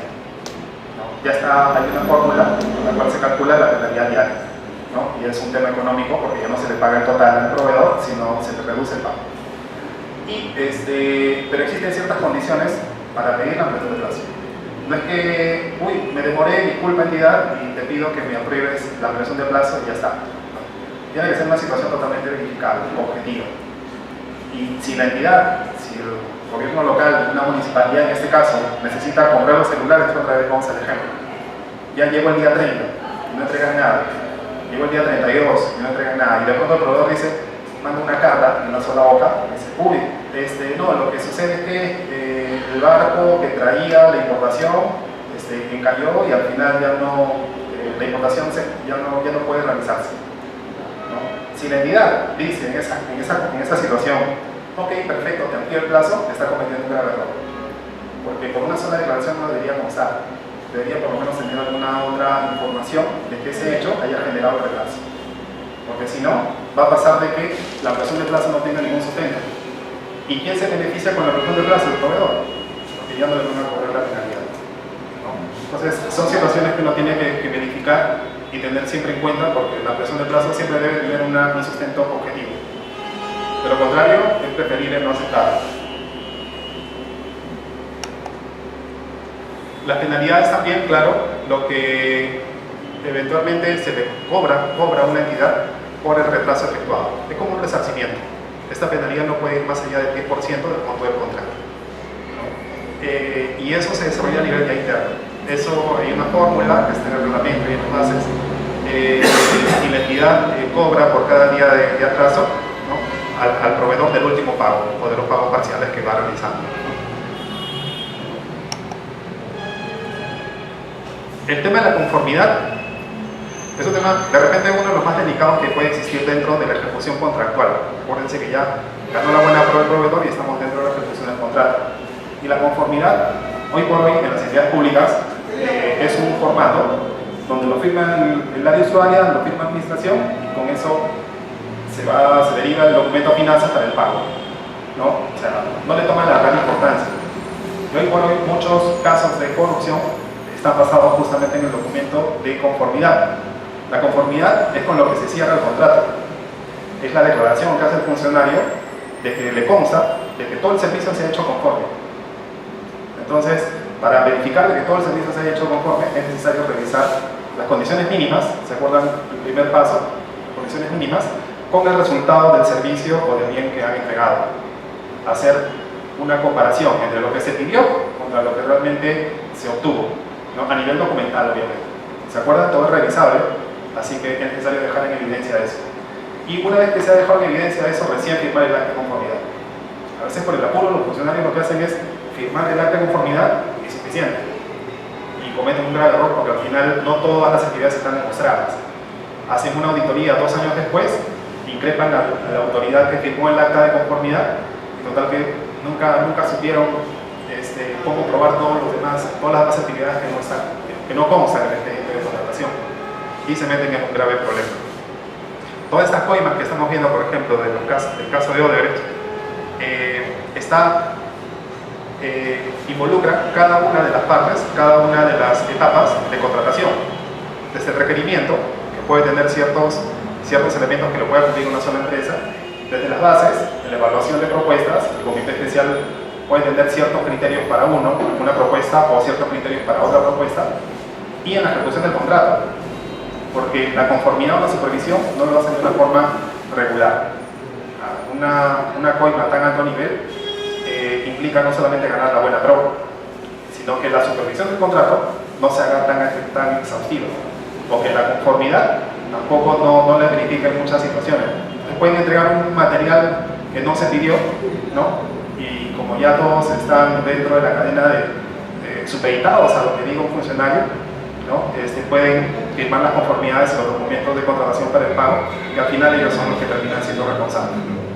O sea, es importante que desde la cabeza se dirija una política de anticorrupción para que esa figura no exista, ¿no? Y de prevención a través de una normativa interna. Esta situación lo dejo ya casi al final, porque se trata del convenio arbitral. En el convenio arbitral, en la norma anterior que estuve vigente hasta el año pasado, existen en sí dos tipos de arbitraje. Uno que es el arbitraje institucional y otro que es el arbitraje ad hoc, ¿no? El arbitraje institucional se refiere, bueno, a entidades que ya están acreditadas por el OCE. El mismo OCE tiene su centro de arbitraje. En la Católica, la Cámara de Comercio, hay instituciones arbitrales, ¿no? Pero también está el tipo de arbitraje ad hoc. El tipo de arbitraje ad hoc le cogen las partes, ¿no? Hasta la norma anterior era facultativo, o uno u otro. Al parecer sería una decisión totalmente discrecional, al parecer sería una decisión totalmente que no va a traer ninguna consecuencia negativa, al parecer. Pero ¿dónde está el problema? Que cuando se coge o cuando se cogía el arbitraje ad hoc, ¿no? Existía algún problema en la ejecución del contrato, yo, proveedor, que cogía a mi amigo, que es árbitro, y este señor que cogía a otro, que a veces son tres, cogía a otro que también es parte del mismo grupo económico. Entonces, finalmente yo, proveedor, arreglaba con los árbitros, ¿no? Siendo ad hoc, y todos los laudos arbitrales que sacaban lo hacían a mi favor. O lo siguen haciendo, porque hay muchos casos que el Estado está perdiendo justamente procesos arbitrales, está perdiendo arbitrajes por situaciones a veces totalmente irregulares, y nadie controla eso. ¿Y cuál es el problema? De que todos estos problemas que están sucediendo derivan casi siempre de un arbitraje ad hoc, porque son las partes las que eligen. Entonces, ¿y eso en qué momento, o sea, en dónde se pone? ¿O es ad hoc o es institucional? En las bases. El comité lo pone. Como les decía, parece una decisión totalmente sin trascendencia, pero la trascendencia va a ser si existen problemas dentro de la ejecución del contrato. Así que es importante de que todos los arbitrajes que se pongan en unas bases sean netamente institucionales, porque quizás habría menos posibilidad de que alguna institución se preste una corrupción. Puede haber sí, pero es menos probable a que sea el tema ad hoc, a que el arbitraje sea ad hoc, porque hoy por hoy es lo que está sucediendo. El Estado pierde arbitrajes millonarios justamente porque el árbitro tiene un criterio totalmente arreglado, parcializado, justamente a la empresa que le está cogiendo los gastos. Hoy por hoy la norma ha cambiado, ha hecho una variación en esos aspectos. Y dice de que arbitraje ad hoc se puede escoger siempre y cuando la contratación sea a 25 UITs. Estamos hablando de 105.000 soles aproximadamente. De 105.000 soles para abajo, la entidad puede escoger ad hoc. Pero la recomendación es que aún así sea una contratación menor a 100.000 soles y tengan la potestad de escoger ad hoc, siempre escojan institucional, ¿no? Verifiquen eso, siempre que cuando ya sean autoridad y finalmente tengan que hacer una revisión de los procedimientos de contratación interna, o sea, verifiquen esas situaciones, ¿no? Para que no en el futuro en una ejecución contractual no exista un laudo totalmente irregular. Bueno, a manera ya de finalizar, no sé si me extendí o creo que estoy bien. A manera de finalizar, solamente tener en cuenta esas cosas, ¿no? La supervisión y fiscalización constante de los alcaldes y funcionarios competentes es una situación, es una práctica que lo tiene que realizar quizás desde el momento en el que ingresan a una municipalidad. Verificar cómo son los procedimientos de contratación y tratar de mejorarlos en virtud de las recomendaciones que se les ha dado. Lo mejor es tener una directiva, un lineamiento que identifique esos puntos críticos para poder tener alguna recomendación o una prevención de la corrupción. No lo vamos a desaparecer, siempre va a haber, pero por lo menos se puede prevenir bastante con algunos tópicos. Otra situación que debemos tener en cuenta es que bueno, la regulación y adecuación interna de los procedimientos que tienen que ser claros y objetivos. Identificar también qué persona o qué área es la responsable de cada parte del procedimiento de contratación. Porque a veces no se identifica y a la hora del problema no sabemos exactamente quién fue el culpable o quién fue el corrupto dentro del procedimiento de contratación. Y eso también puede ser un problema grave. Otra situación es verificar e identificar los proveedores que participan en el estudio de mercado. Así como habíamos señalado, el estudio de mercado, el área logística, no siempre hace participar a las empresas que son del rubro. A veces para relleno nada más ponen empresas que se dedican a otra cosa para que solamente sea una empresa la que gane la licitación. Y si alguien me pregunta si hay pluralidad, la entidad va a decir que sí hay pluralidad porque consultó a 2 o más empresas, de las cuales obviamente una sí se encarga del objeto de la contratación y las otras que fueron consultadas se encargan de una cosa totalmente diferente, de un objeto totalmente diferente. Es necesario hacer la identificación de los postores que participan y ganan la buena prueba. Y esto es muy importante. Cualquier tema, cualquiera de esos temas tiene una connotación directa con la corrupción. Todos estos tópicos de estas recomendaciones, como habrán visto, tienen una connotación directa con la corrupción. Lo que resulta más, y en la prensa han salido los casos más sonados o las situaciones más álgidas de crisis política, ha sido principalmente por ese tema. Han habido de todos, pero principalmente por ese tema, identificación de postores que ganan la buena prueba. ¿Por qué? Ya vimos el caso de Cecilia Chacón, ¿no? El hermano, la empresa que tenía su hermano, ganó la buena prueba, ¿no? La entidad no verificó o no hizo una indagación de con quién está contratando, ¿no? O sea, solamente ganó la buena prueba, firmó el contrato, empezó el servicio y la entidad dijo, bueno, será alguien que está capacitado a hacerlo, ¿no? Pero es necesario hacer una indagación de con quién se contrata, porque finalmente si existe una contratación de algún hermano, de algún cuñado, de algún miembro de logística, ¿no? O que esté vinculado hasta un segundo grado de responsabilidad, va a repercutir en la gestión municipal. Que finalmente se ha podido promover ciertas políticas anticorrupción, pero a veces por un hecho de repente tan escandaloso, por decirlo de alguna manera, tratan de traer abajo todo un esfuerzo que hace un gobierno municipal. Y bueno, verificar también siempre las adendas como parte de una indagación de mercado, para verificar el precio propuesto.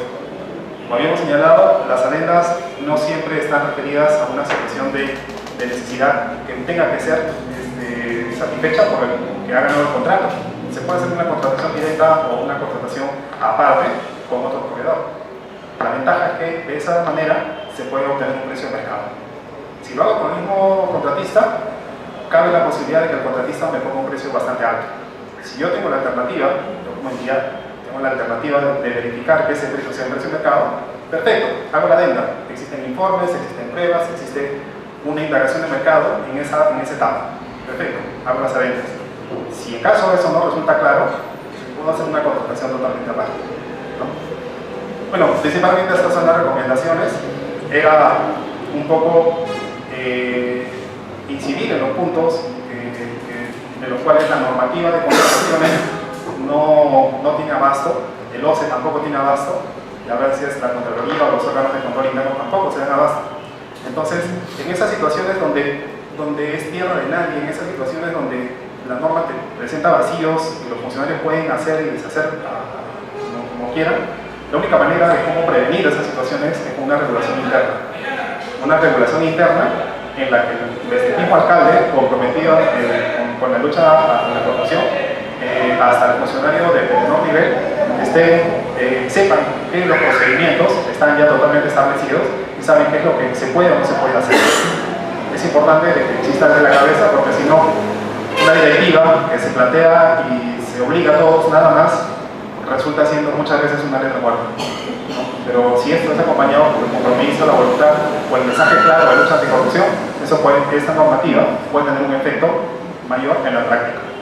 Que la contratación municipal se convierta en la fuente de generación de corrupción y comisión de delitos que finalmente afecten a la administración municipal es a veces difícil hacer todo eso, lo ha dicho.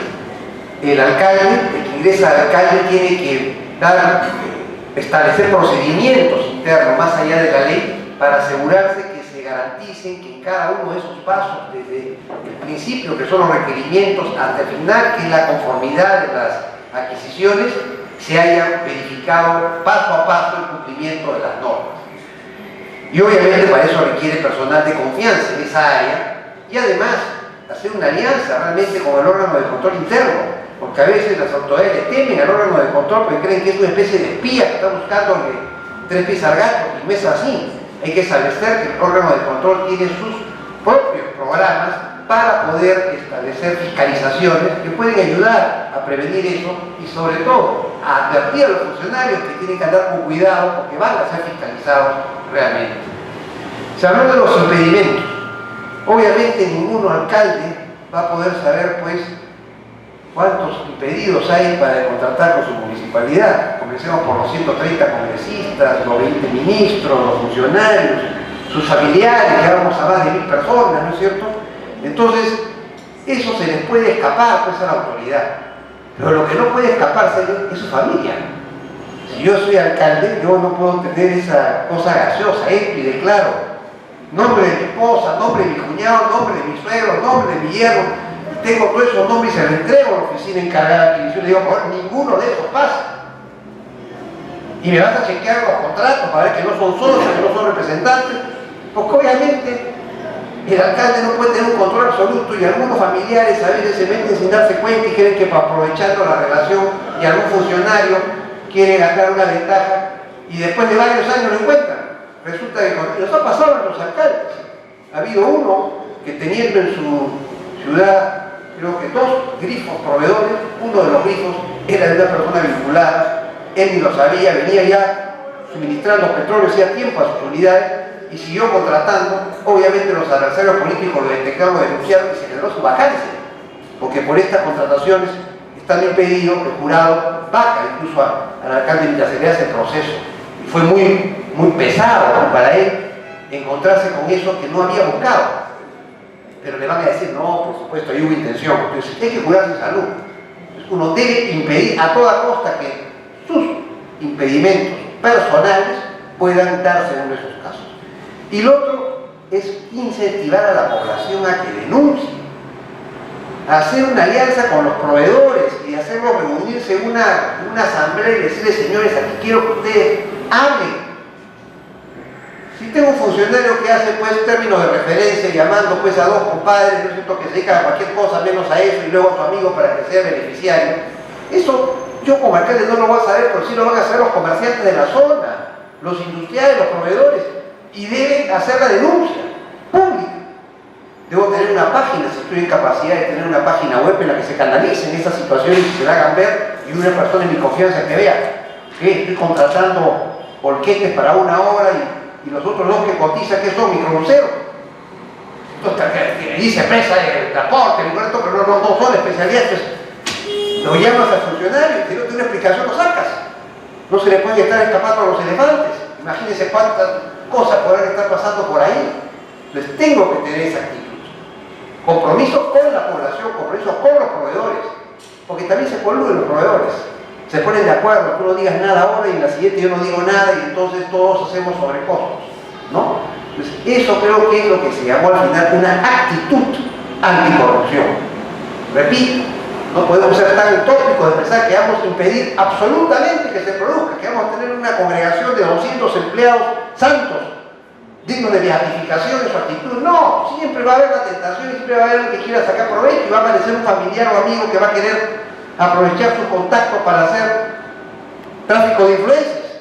Pero si tienen una autoridad que está íntegra, comprometida en una política anticorrupción, va a ser muy difícil que eso prospere, o en todo caso, si se detecta, no se le va a imputar pues, a esa autoridad para que pierda confianza la población, sino al revés, se le va a decir, no, sabemos que sí estuvo luchando y estas cosas son pues incidentes, que no tienen nada que ver con una falta de voluntad de combatir la corrupción. La diferencia entre una contratación municipal a una contratación que realiza una persona. Aunque los esquemas son iguales, existen existe una necesidad, existen criterios técnicos para definir una compra y criterios económicos sobre el valor. La contratación que realizan las municipalidades también tiene un detalle peculiar. Todas las contrataciones que realiza una municipalidad son revisables.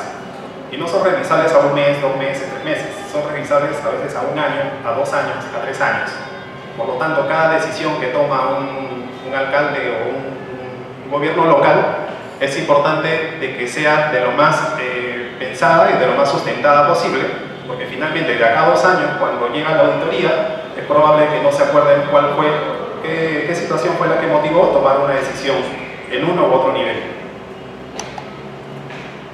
Otro detalle también para las contrataciones en los municipios es que tiene que sujetarse a un marco normativo. Todos conocemos que existe una ley de contrataciones, un reglamento, existen directivas, existe el OCE, el organismo supervisor de las contrataciones del Estado, la Contraloría también, que está verificando, supervisando todas las contrataciones que realizan todas las entidades públicas, incluyendo los municipios. Pero, ¿qué tan efectivo puede ser esto? En la norma de contrataciones, en todas las normas que se han ido dictando, ¿son suficientes para poder frenar o por lo menos combatir la corrupción?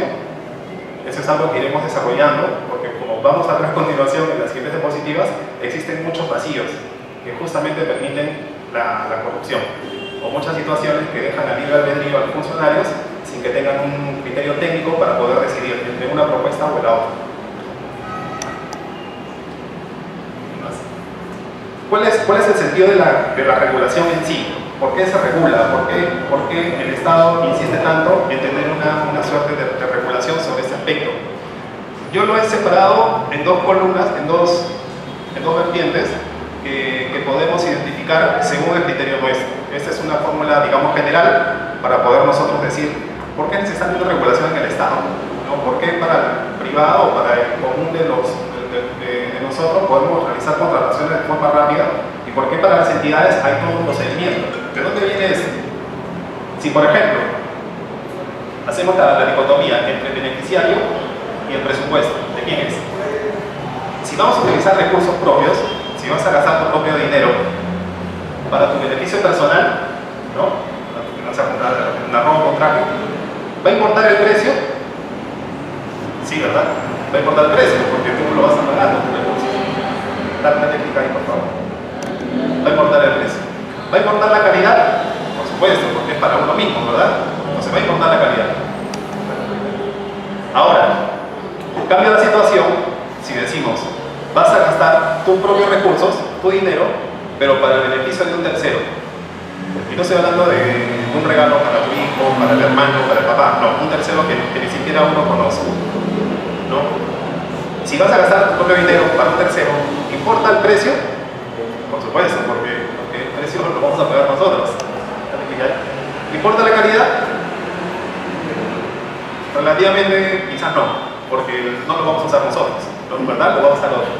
¿Importa la calidad? Ahora, cambia la situación si decimos vamos a gastar los recursos de un tercero, así como Nadine Heredia que gastaba con la tarjeta de crédito, ¿no? El dinero de otra persona, ¿no?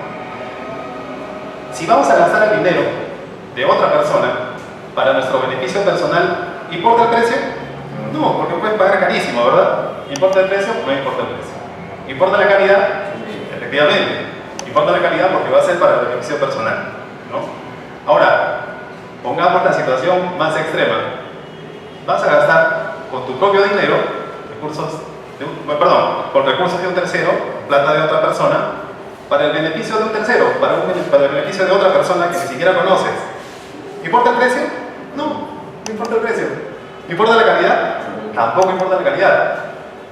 En este cuadrante se encuentran las contrataciones del Estado, porque los funcionarios públicos gastan el dinero, un recurso que no son de ellos, para un beneficio que no son de ellos, es para un tercero, que es la ciudadanía, ¿verdad? En ese sentido, es necesario que existan ciertas normativas o ciertos alcances de parámetros de decisión de los funcionarios públicos, porque si no, es un tema bastante rígido cuando se trata de corrupción.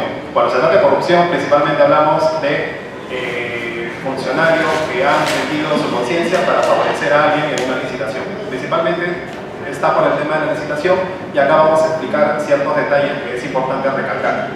El objetivo de esta charla no es en estricto como una charla común y corriente sobre temas de contrataciones, donde vamos a explicar todo el procedimiento de contratación, ¿no? Sino sobre algunos aspectos relevantes, iremos tocando los puntos necesarios como para decir dónde existe corrupción y dónde podrían existir maneras de cómo combatirla. Al final de la charla vamos a poder identificar cómo es que sucede en las contrataciones públicas situaciones que dejan abierta la posibilidad de corrupción y dónde estaría la alternativa o la prevención que tenga una autoridad municipal como para prevenir estos casos. Empezamos diciendo que todos realizamos una contratación. Desde que uno se despierta hasta que va a dormir, realizas una contratación. Desde que te despiertas, prendes la luz, eso responde a un contrato de suministro de energía eléctrica. ¿Quieres venir aquí? Tomas un bus o tomas un taxi y estás realizando un contrato de transporte, ¿no? Realizamos contratos constantemente, pero esos contratos los realizamos siempre siguiendo un cierto esquema. ¿A qué responde básicamente una contratación? ¿Por qué contratamos? Principalmente porque existen circunstancias que nos obligan a realizar ese tipo de contrataciones. Por ejemplo, una necesidad. Contratamos porque tenemos una necesidad. En los ejemplos, la necesidad de contar con suministro eléctrico, la necesidad de transportarnos a un lugar. ¿Es suficiente la necesidad? No, existen otros elementos. Criterios técnicos. Si es que estoy apurado y sé que de repente el bus no me va a traer en los 15 minutos que necesito, voy a tomar el metropolitano. Ese es un criterio técnico de elección, de una opción a otra. ¿Son los dos únicos elementos? No, existen otros más. Criterios económicos. Si me alcanza para un taxi, podría pagar un taxi, de repente, ¿no? Ese es un criterio económico también que uno puede más o menos ir pensando cuando realiza sus contrataciones de forma paulatina. Los municipios también contratan, pero hay una... Nuestro director ejecutivo, Carlos Valenzuela, para que haga la presentación del expositor del día de hoy. Sí, buenas noches, correligionarios.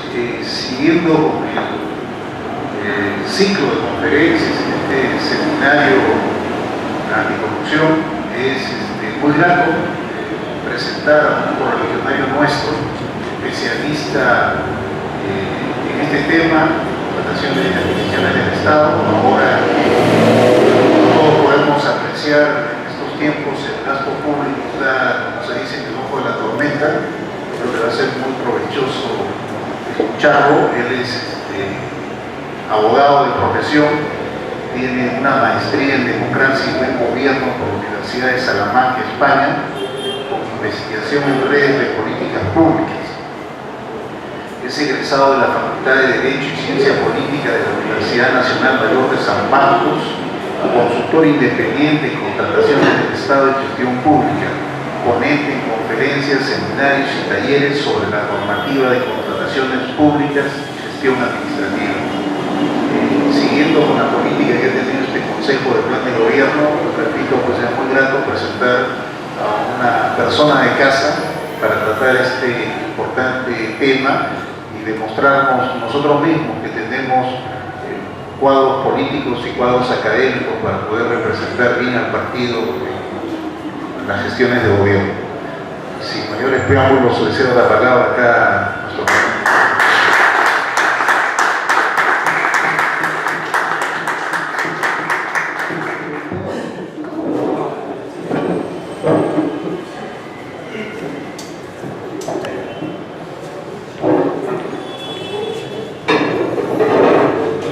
Bueno, ante todo, muchas gracias por la presentación, muchas gracias por la invitación. Realmente para mí es un gran honor estar delante de ustedes, correligionarios, igual que yo. No soy muy antiguo en el partido, recién me he inscrito el año pasado, también por los valores democráticos, de libertad, de defensa de los derechos y sobre todo con una política de corrupción, que son los temas que hemos estado viviendo hablando en esta semana, ¿no? Muchas gracias por la invitación y acá presentamos este tema que...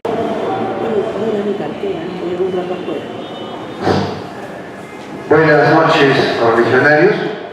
El día de hoy, dentro de este ciclo de conferencias que hemos tenido sobre anticorrupción, vamos a tocar el tema de la prevención del delito en la contratación municipal. Tema importante, sumado a lo que hemos tratado las 2 semanas pasadas sobre la ética en las campañas electorales y la ética en la gestión municipal, va a servir de fundamento para que uno pueda exponer en una campaña una actitud clara de cómo se debe tratar a la corrupción, cómo se debe combatir, cómo se debe enfrentar y cómo se debe prevenir. Ya habíamos escuchado en la primera conferencia de que la corrupción es algo que está en la historia de la humanidad desde un inicio y que es una cuestión que va a subsistir con la humanidad, y que pretender decir de que vamos a encontrar una municipalidad sin corrupción o que vamos a limpiar la municipalidad de la corrupción no es cosa de un día. Es una política que uno tiene que tener permanente, una política de anticorrupción. Y veíamos en la segunda conferencia de que mucho tiene que ver para que aparezca la corrupción o para que incremente sus daños la personalidad de la autoridad del líder. Un líder excesivamente ególatra, ¿no es cierto?, que fácilmente seducido por el halago termina generando un entorno que no le permite ver cómo se van generando estos grupos que terminan usando la influencia, la relación para medrar y generar sus propios negocios ilícitos. El día de hoy vamos a tocar un tema mucho más específico, que es la legislación que existe de la forma como la municipalidad debe seleccionar sus proveedores para adquirir bienes y servicios, y cómo evitar que en esa actitud se produzca pues el aprovechamiento de alguien para hacer sobrevaloraciones o para ver que los productos no revistan la calidad necesaria para garantizar una adecuada satisfacción de las necesidades colectivas y por tanto afectar el patrimonio de los vecinos, que son quienes finalmente con sus tributos sustentan pues el erario del municipio. Dejo con ustedes aquí